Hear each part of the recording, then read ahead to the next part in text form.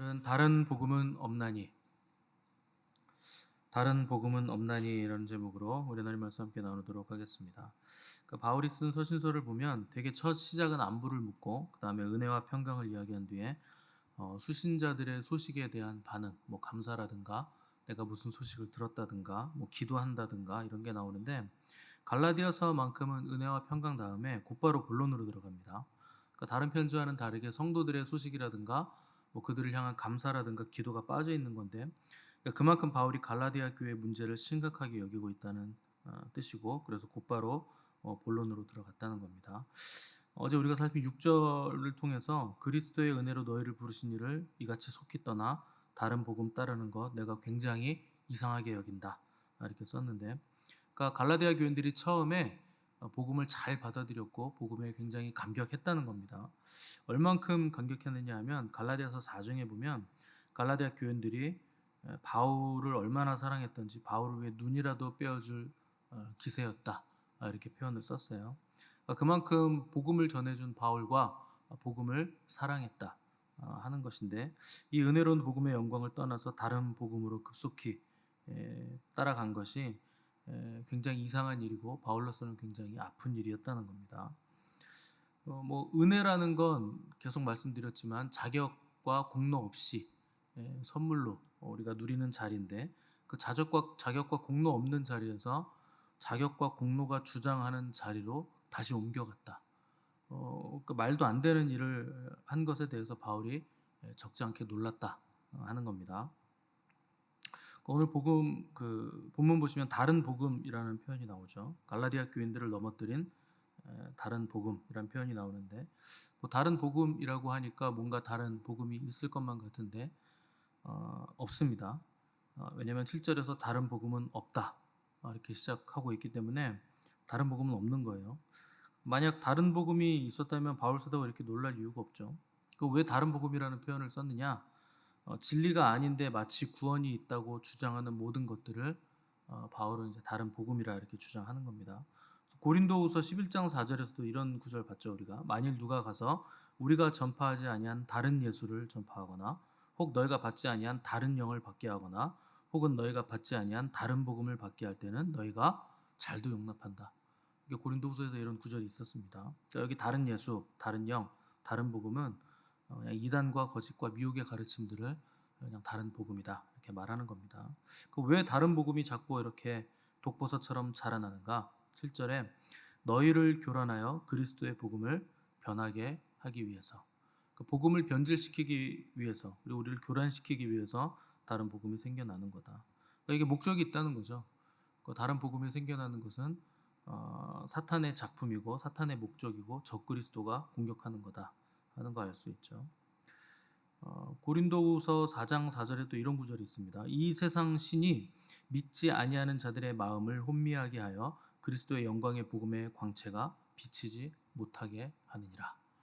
그러니까 이 세상 신이라는 건 마귀를 얘기하는 거고, 또 믿지 아니하는 자들의 마음을 혼미하게 해서 그리스도의 영광의 복음의 광채가 비치지 못하게 한다. 여기 믿지 않는 자들의 마음을 혼미하게 한다고 하니까 우리는 불신자들을 혼미하게 한다 이렇게 생각하시는데 아닙니다. 우리도 믿는다고 하는데 수시로 믿지 않는 자리에 가잖아요. 하루 종일 믿음으로 충만하신 분이 혹시 계실까요? 저는 아닙니다.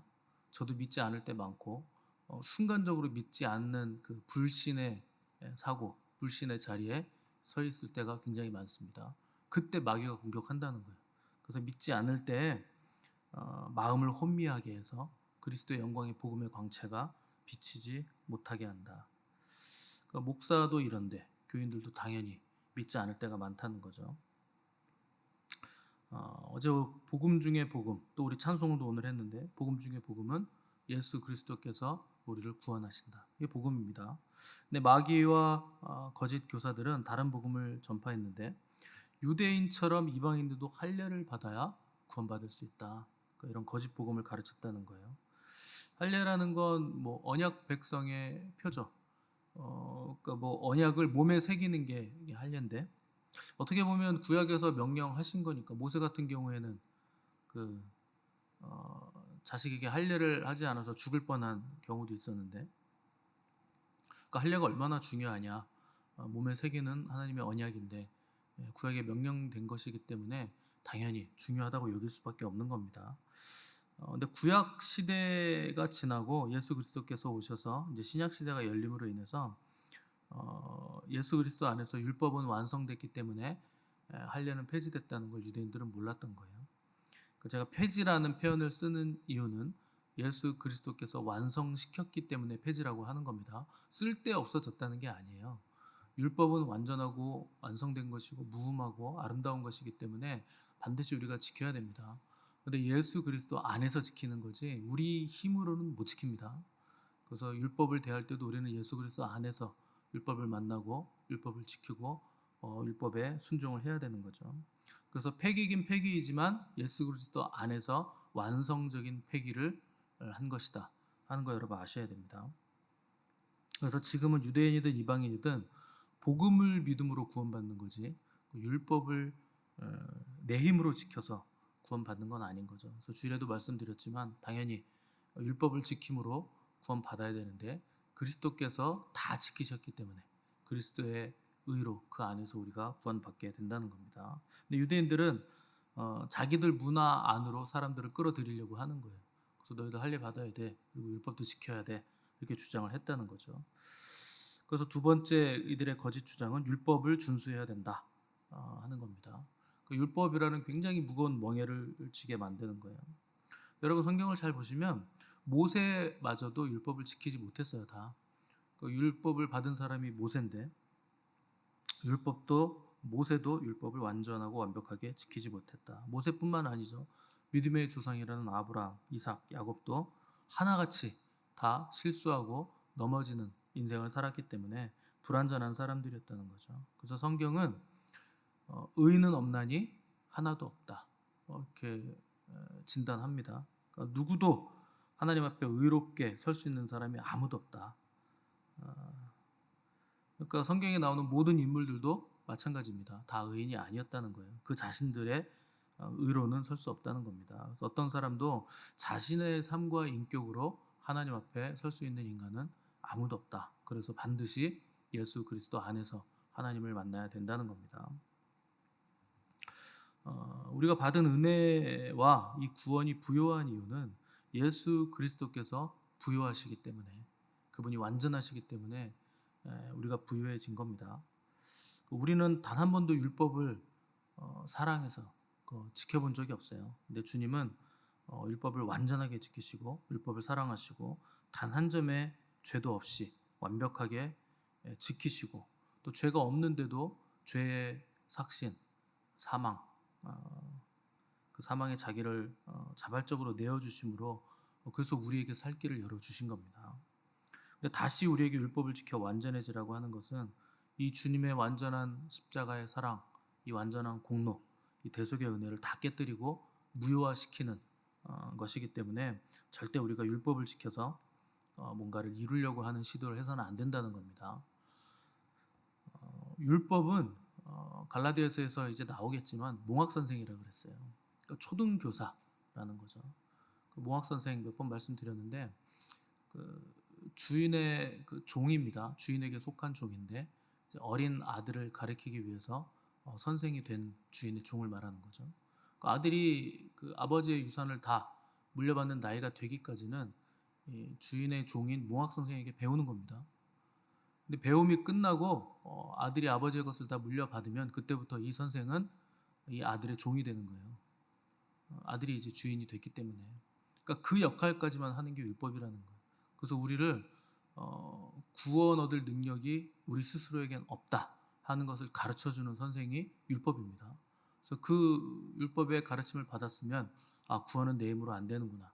율법을 지켜서 할 수 있는 게 아니구나 라는 걸 깨달았으면 자연히 우리는 누굴 바라봅니까?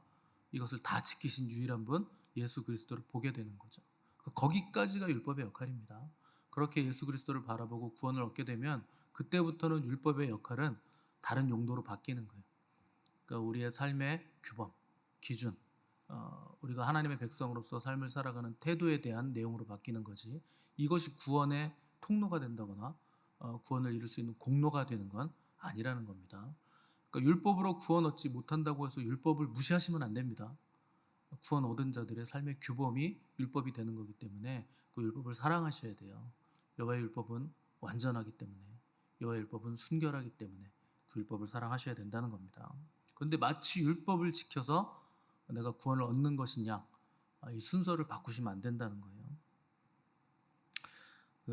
예수님의 비유를 보시면 포도원 일꾼 비유가 있어요. 천국은 마치 품꾼을 포도원에 들여보내려고 이른 아침에 나간 포도원 주인과 같으니, 이렇게 시작을 하는데, 그 포도원 주인이 하루 품삯을 약속하죠. 한 데나리온 약속하는데, 아주 이른 아침에 온 사람에게도 한 데나리온 약속하고, 아침 9시, 또 뭐 오후 12시, 또 오후 3시, 또 6시에 일이 끝나는데, 유대인의 시각으로는 11시죠.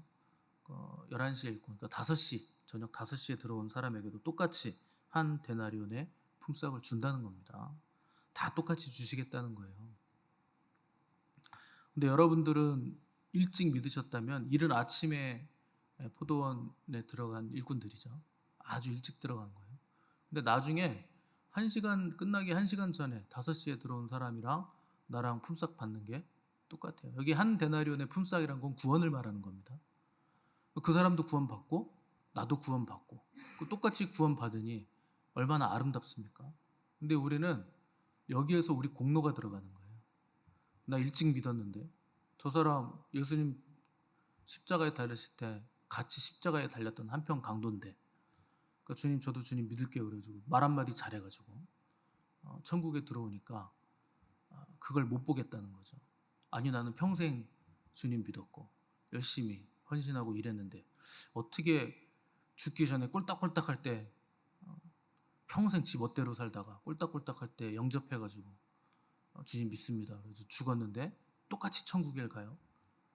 천국이 아니라 천국 비스무리한 조금 낮은 데로 가야지. 그런 생각을 한다는 거예요. 이게 여러분 공로주의입니다. 내 공로가 있다고 우기는 거죠. 탕자의 형이 그 마음인 거예요. 저 아버지의 재산을 다 탕진한 저놈을 위해 잔치를 벌이다니, 나한테는 소 한 마리는 고사하고 염소 한 마리도 잡아서 잔치해 준 적이 없거늘 저 아버지 재산 다 가지고 탕진하고 놀며 유흥 즐기고 왔다가 망한 놈인데 막판에 믿고 회개했다고 똑같이 천국에 가더니 그걸 눈꼴 쥐어서 못 보겠다는 겁니다. 그렇게 천국 가는 게 말이 되냐? 이렇게 주인에게 항의를 하는 사람들이 매우 많다는 거예요. 그러면은 천국 안 가실 겁니까? 어디 가실 거예요? 그게 마음에 안 들면 갈 데가 딱 한 군데밖에 안 남았는데 거기로 가실 겁니까? 지옥으로.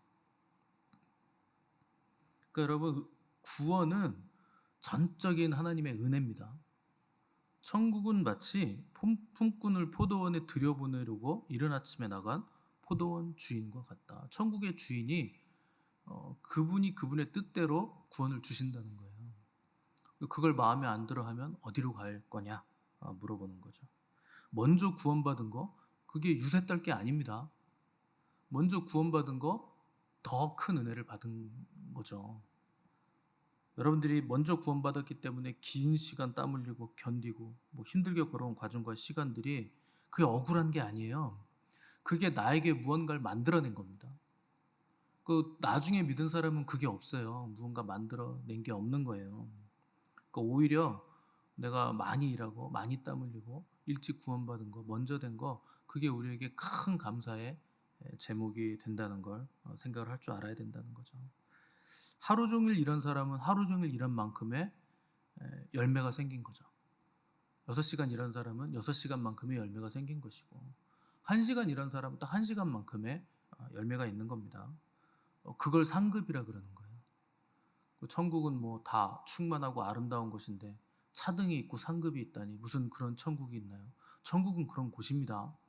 분명하게 상급이 있어요. 갓난아기에게 상급은 엄마 젖 먹는 게 상급이에요. 어린아이에게 상급은 젖으로는 안 돼요. 과자를 주고 빵을 주는 게 상급인 거죠. 그 우유하고 빵하고는 급이 다른 겁니다. 장성한 자의 상급은 훨씬 더 고급한 걸 준다는 거예요. 근데 다 100% 만족입니다. 어린아이 수준에선 우유가 100%고 갓난아기에서는 어린아이에게서는 과자나 빵이 100%일 것이고 더 장성한 사람에게는 훨씬 더 고급한 걸 주는 것이 100%의 만족을 준다는 거죠. 그래서 우리는 과정의 가치를 아셔야 되고 대가만을 바라면 안 된다는 겁니다. 그래서 뭐 턱걸이라도 천국만 가면 돼요. 뭐 그렇게 가는 천국이 있다면 갈 수 있겠죠. 그런데 아무런 열매가 없는 천국, 주님을 알지 못하는 상태에서 가는 천국, 그 정도의 천국밖에 안 된다는 거예요. 그래서 그리스도 안에 있는 모든 시간과 과정들은 버리는 시간이 아닙니다. 굉장히 값진 시간들이고 의미 있는 시간이기 때문에 과정 자체가 우리에게 열매가 된다. 하나님의 깊은 지혜와 부요함이 우리에게 다 역사하고 있다 하는 걸 우리가 깨달아야 된다는 거죠. 그래서 나의 공로가 들어가는 순간 그게 다른 복음을 만드는 거예요. 나의 이기적인 마음, 죄성, 내 생각, 내 공로 이런 것들이 들어가면 거기서 다른 복음이라는 독버섯이 스물스물 올라오는 거죠. 성경은 그래서 늘 나보다 남을 낮게 여겨라, 다른 사람을 더 가치 있게 여겨라, 이렇게 가르치는데, 내가 남을 나보다 더 낮게 여기고 가치 있게 여기려면 내가 받은 은혜가 얼마나 큰 은혜고 100%의 은혜인지 알아야 돼요. 단 0.0001%도 나의 공로가 들어가 있지 않다는 게 실제가 돼야 됩니다. 그래야 내가 나를 내세우지 않는 거예요. 근데 우리는 자꾸 나를 내세우죠. 내 공로가 있다고 우기는 거예요. 내가 오래 믿었고, 내가 성경 많이 읽었고, 내가 은사 가지고 많이 사용했고, 아무튼 별로 못 걸 다 자기 공로로 내세웁니다. 다 내게 아닌데, 다 하나님께 받은 건데. 그래서 은혜가 나를 나되게 했다 하는 깨달음이 있어야 되고, 하나님의 은혜는 100%의 은혜다. 그걸 알아야 됩니다. 그렇지 않고 나의 공로와 잘남이 간섭하면 자꾸 다른 복음, 내가 복음이 나오는 거죠. 더 심하게 말하면 지가 복음이라 그러는 겁니다. 주님이 복음이에요. 네가 복음이 아니고.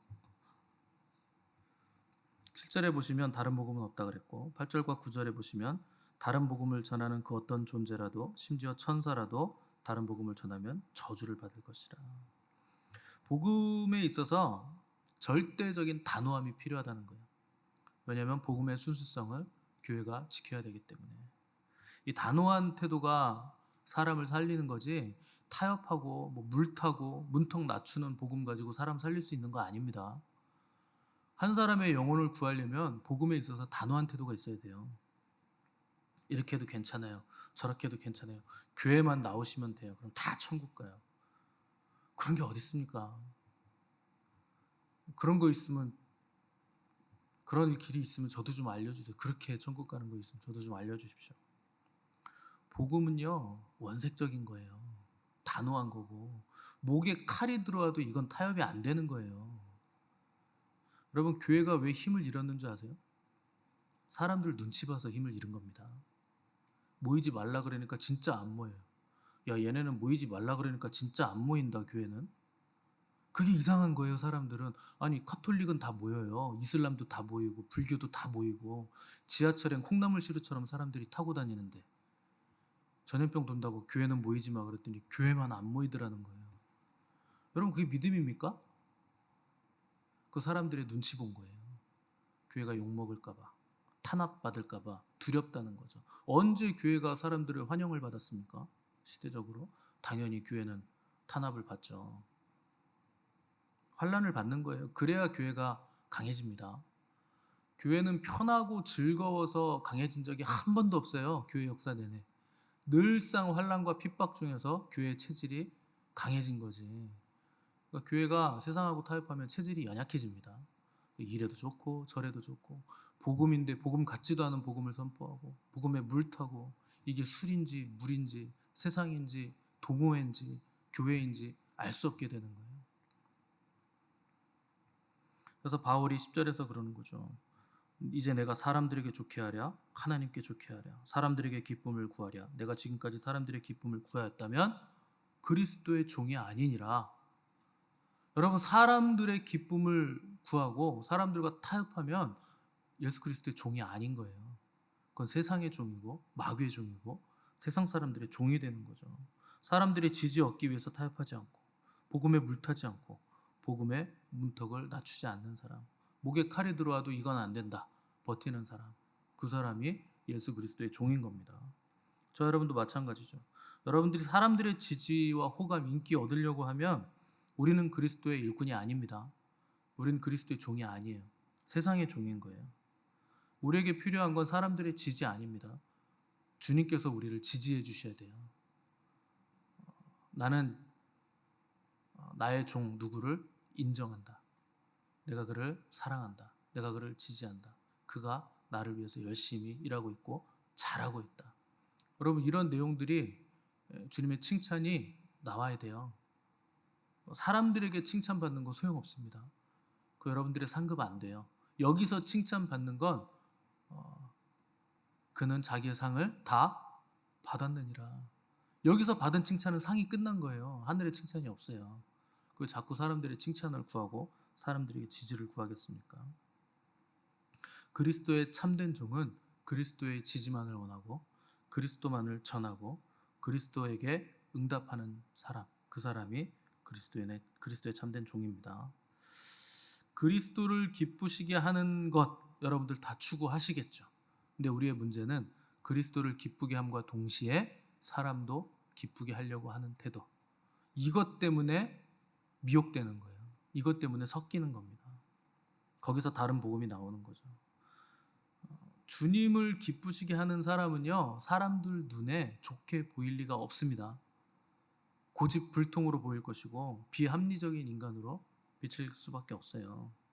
근데 주님은 그걸 기뻐하시는 거예요.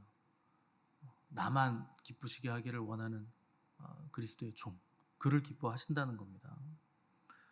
이 땅은 잠깐 머무는 곳이에요. 여기서 뭘 자꾸 만들려고 그러면 안 되고 자꾸 여기서 지지를 얻으려고 하시면 안 됩니다. 우리가 하나님의 백성이고 하나님의 자녀이기 때문에 성품을 만들어 가기 위해서 잠깐 여기서 머무는 거죠. 자꾸 여기에서 뭘 이렇게 쟁이고 만들고 그거 지키느라고 안달복달 하시면 안 돼요. 그냥 다 내려놓으실 수 있어야 됩니다. 보이는 것은 보이지 않는 것으로 말미암은 거예요. 이 땅의 것 다 보이는 겁니다. 근데 그게 어디서부터 온 거냐? 보이지 않는 것에서 왔다는 거예요. 보이는 건 유한하죠. 보이지 않는 건 영원합니다. 그럼 여러분들이 영원한 걸 붙잡아야 됩니까? 유한한 걸 붙잡아야 됩니까? 당연히 영원한 걸 붙잡아야죠. 그러면 보이지 않는 것을 붙잡으셔야 돼요. 너무 합리적이고 상식적인 거잖아요. 근데 보이는 것을 여러분들이 붙잡으면 보이는 건 유한한 겁니다. 결국 사라져요. 다 사라집니다. 그거 붙잡고 있는 그 사람도 사라지고 결국 나는 사라지고 주님도 사라지고 영원히 고통받는 곳에서 고통만 남게 되는 거예요. 그래서 사라질 것들을 붙잡지 마시고 보이는 것으로 온전함을 이루려고 하는 시도들을 다 멈춰야 됩니다. 보이는 것 가지고는 그게 안 돼요. 우리는 늘상 보이는 현상만 보고 안달복달하고 흥분하고 보이는 현상 가지고 뭔가를 자꾸 해결하려고 하니까 1%도 해결이 안 되죠. 그걸로는 해결이 안 돼요. 해결은 보이지 않는 것으로 해결을 하셔야 됩니다. 모든 문제의 시작은 죄로부터 기인한 거예요. 그 죄 문제부터 해결을 하셔야 되고 그 문제를 해결해 주시는 하나님을 우리가 붙잡아야 되는 거죠. 그래서 여러분 늘상 제가 어디 돌아다니지 마세요. 뭘 그렇게 다니세요. 하나님 앞에 앉아 계세요. 보이지 않는 하나님 앞에 뭐 맥락도 없이 앉아 있는 게 쉬운 거 아니죠. 여러분 그게 실제예요. 여러분들이 열심히 돌아다니셔 봐야 만들어내는 것마다 쓰레기죠. 주님은 늘상 우리 쓰레기 다 치워주시느라고 바쁘시고 우리는 계속 그걸 만들어내는 인생밖에 답이 안 나오는 거예요. 근데 하나님 앞에 앉아 계시면 뭔가 내가 튀어나가야 될 것 같잖아요. 이거 해결해야 될 것 같고 막 연락 돌려야 될 것 같고 막 뛰어다녀야 될 것 같고 하는데 하나님 앞에 앉아 계시면 하나님이 일하십니다. 왜 굳이 여러분들이 그렇게 힘들게 일을 하세요? 그냥 가만히 계셔도 되는데 내가 움직여야 될 때가 되면 하나님이 말씀하세요. 이제 나가라. 됐다. 가서 움직이면 다 됩니다. 그렇게 쉬운 인생을 사실 수 있는데 충만한 인생을 사실 수 있는데 왜 보이는 것 붙잡으면서 안달복달한 인생을 삽니까? 그런다고 해결되는 게 아무것도 없는데. 그래서 신앙생활을 할 때는 여러분 원색적으로 하셔야 돼요. 어중간하게 하시면 안 돼요. 뭐 믿는 것 같기도 하고 안 믿는 것 같기도 하고 식사기도 할 때도 보면은 대충 하는 것도 같기도 하고 안 하는 것 같기도 하고 저 사람 교회 다니는 사람인지 아닌지 같이 직장생활 몇 년을 했는데도 사람들이 모르고 어중간하게 살고 있는 겁니다. 그 사람은. 신앙생활 그렇게 하시면 안 돼요. 목에 칼이 들어와도 타협하지 않겠다. 그렇게 하셔야 됩니다. 원색적으로 하셔야 되고 사람 눈치 안 보면서 하셔야 되고 누가 봐도 저 사람 그리스도인이야 하는 선명한 자세로 여러분 신앙생활을 하셔야 됩니다. 왜냐하면 우리가 받은 복음이 100%이기 때문에 우리도 100%의 신앙생활을 하셔야 되는 것이고 100%의 은혜를 받았으니까 100%의 충성을 우리 주님께 드려야 된다는 겁니다. 100%의 충만이 오늘 저 여러분들의 삶에 나타나시는 복된 하루 되시기를 간절히 바랍니다.